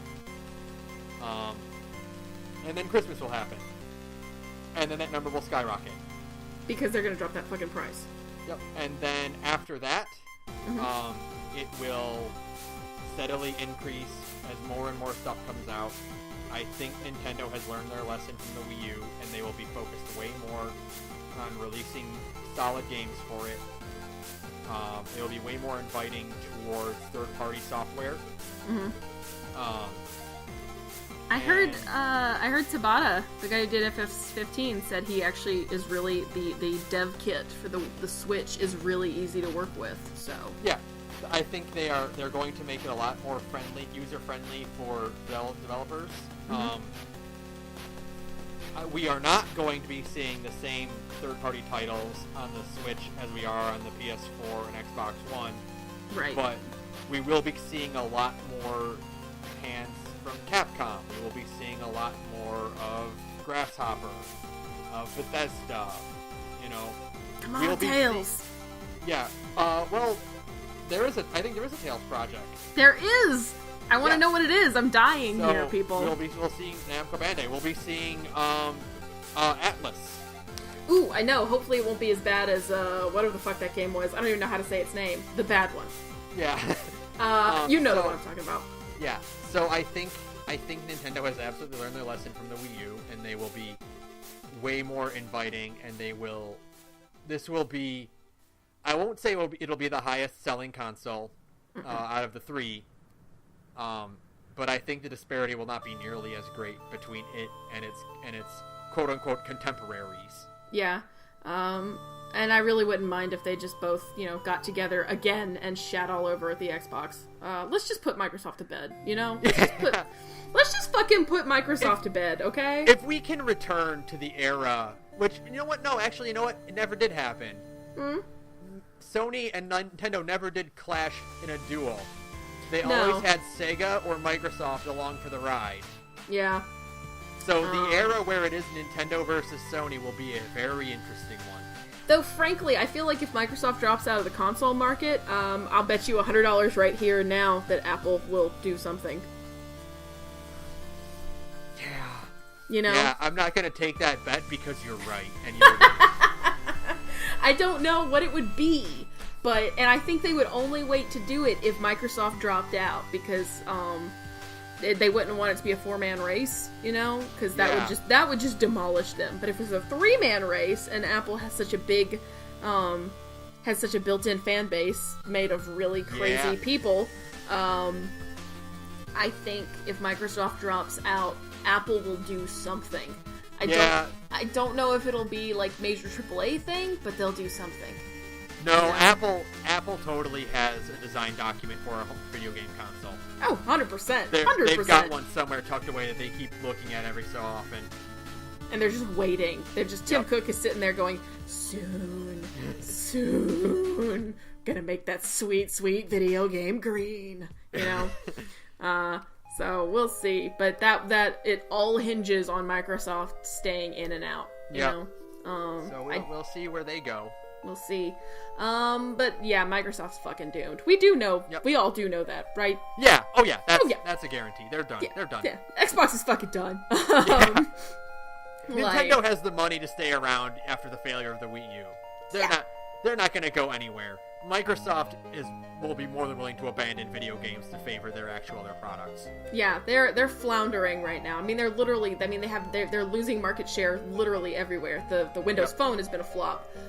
More and more people are switching over to iOS OS X for their computers. They're just losing ground. So I think they're gonna have to concede somewhere and try and win the battle in other places. So I think they'll concede in video games. Yep, absolutely. Or they'll concede in phones. That's a little bit of that's a non sequitur. But they're either going to give up on phones or they're going to give up on video games. And I got a feeling they would sooner give up on video games, but I could be wrong. Because more people own Xboxes than they own Windows phones, I think. Mm-hmm. So, we'll see. Anyways, those are my predictions. Yep. So, that'll do it for this. Wow, we talked 2 hours again about fucking video game sales. It always happens. It always happens. It always fucking happens. My God. Okay. I want to thank Vistager for use of our background music. Link to their work in the description. If you want to talk about video game consoles, you can send us an email at thegorgepodcast@gmail.com. Or tweet at us. Yeah, you can tweet at us at thegorgepodcast. We fucking love Twitter. We're both addicted to Twitter now. Yeah. Him more so than me. I'm always on it, but I'm not talking. But he's always talking on it, constantly. So, we fucking love Twitter now, man. Hit us the fuck up, Whenever someone sends me a tweet with our Twitter handle in it, I always get a little twinge of excitement. So do it because it makes me feel good. Make him feel better about himself. It's great, Give us a confidence boost. So yeah, tweet at us. So there won't be an episode next week because the Are Switch we is off? coming out. I'm going to be playing that. I'll have Zelda to play, so no, I won't spend 2 hours talking on my weekend. Right. Okay. Makes sense. I'll but be then playing. I'll be playing Horizon Zero Dawn because Yeah. I'm not getting a Switch. Hey. Which I'm gonna be in a pickle there, going back and forth between Horizon Zero Dawn and Zelda. So Zelda and Zelda. Yeah. But we'll be back with I forgot what's on the schedule. It's gonna be- Fuck it. We should just stop trying to predict it. We usually Yep. fuck it up anyways. I think I'm still trying to figure out a good way to start streaming. I want to figure something out for that. Oh yeah. We'll But figure that out later. Yeah, that's a work in progress, and if anyone has any suggestions or anything, you can send that to me as well. I'll take a look at that. But yeah, that'll do it for us. Yeah. Fuck Microsoft. Fuck Microsoft! That is a good one. Yeah. Fuck Microsoft. Good night, everyone. Good night.